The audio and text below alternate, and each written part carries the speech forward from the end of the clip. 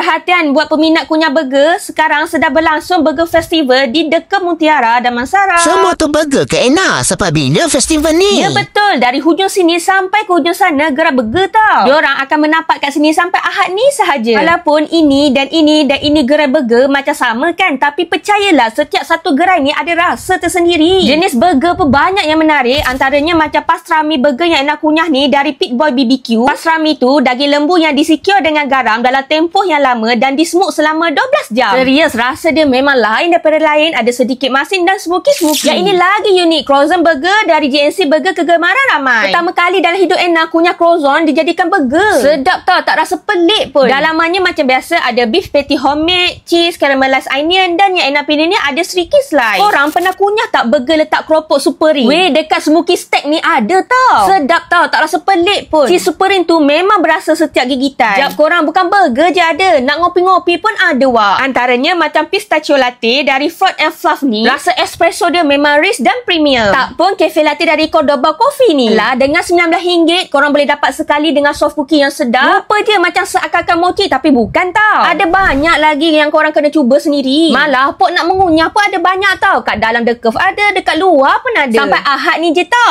Apa tunggu lagi? Yuk serbu. Memang marem weh.